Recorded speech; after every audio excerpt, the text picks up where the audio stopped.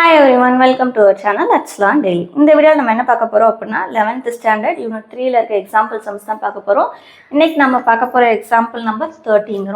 ரொம்ப முக்கியமான sum. கம்பல்சரியா கேக்குற sum. Question என்னன்னு பாப்போமா? The position of the particle is represented by y equal to ut minus half gt square. What is the force acting on the particle? What is the momentum of the particle? ஒரு position கொடுத்துட்டாங்க. அதில் இருந்து ஃபோர்ஸும் மொமெண்டமும் calculate பண்ணணும்.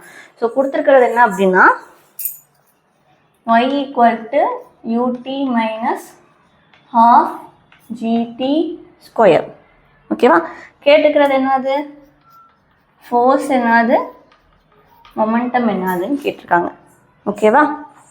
So அப்போது position கொடுத்துருக்காங்கன்னா நம்மளுடைய force formula என்னது? f equal to ma.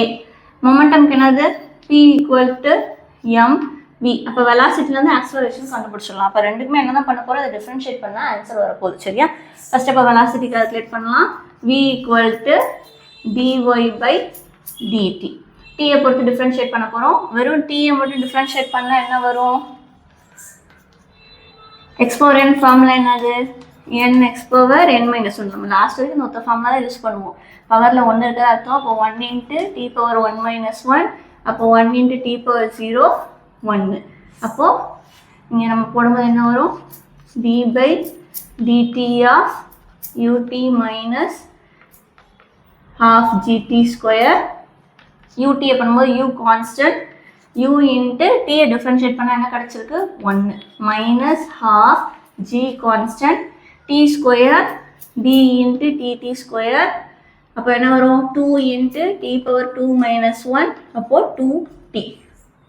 இங்கே என்ன கிடைக்கும்? அப்போ 2t கிடைக்கும். 2 கேன்சல் அவுட் ஆயிரும். அப்போ u மைனஸ் ஜிடி தான் வியோடைய வேல்யூ. ஸோ அப்போ இதுலேருந்து மொமெண்டம் கால்குலேட் பண்ணிடலாமா? p equal to mv. அப்போ m into u minus gt. அப்போ mu மைனஸ் mgt. அதுதான் அதுக்குரிய ஆன்சர். ஓகேவா? கரெக்டு. ஸோ நெக்ஸ்ட் இது என்னது? உங்களுக்கு ஆக்சலரேஷன் கால்குலேட் பண்ணி அதுலேருந்து ஃபோர்ஸ் வேல்யூ கொண்டு வரணும். இந்த ஆக்சலரேஷன் கண்டுபிடிக்கும் போது ஏ ஈக்குவல் டு திரும்ப வெலாசிட்டியை டிஃப்ரென்ஷியேட் பண்ணணும்.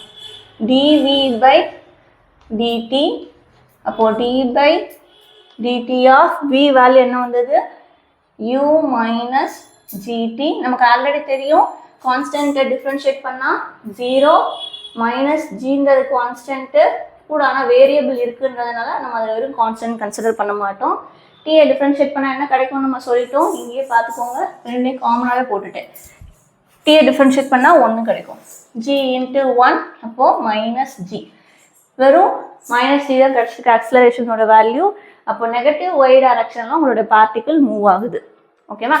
ஸோ அப்போ இதை வச்சு ஃபோர்ஸில் சப்ஸ்டியூட் பண்ணுங்கள். எஃப் ஈக்குவல் டு எம்ஏல m இன்ட்டு மைனஸ் ஜி. அப்போ F equal to minus MG. இது ரெண்டும் தான் நமக்கு தேவைப்படுறது. அவங்க புக்கில் எந்த ஈக்குவேஷனோட நிப்பாட்டியிருப்பாங்க, அப்படியே நிப்பாட்டிக்கோங்க. ஸோ அவ்வளோதான், இதுதான் ஆன்சர். ஸோ அப்போது நெகட்டிவ் சைன் இங்கே ஏன் வருதுன்னா ஃபோர்ஸ் வந்து நெகட்டிவ் ஒய் டைரக்ஷனில் ஆக்ட் ஆகுது அப்படின்னு லாஸ்ட் லைனில் முடிச்சிருப்பாங்க. ஸோ ரொம்ப சிம்பிளான சம்.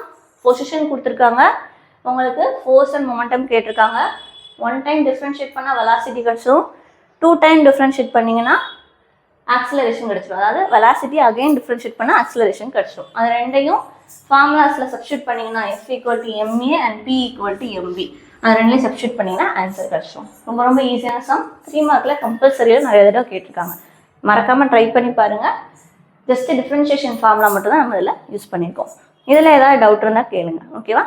நம்மளுடைய மற்ற வீடியோஸையும் பிளேலிஸ்ட்டில் போய் செக் பண்ணி பாருங்கள். தேங்க்யூ.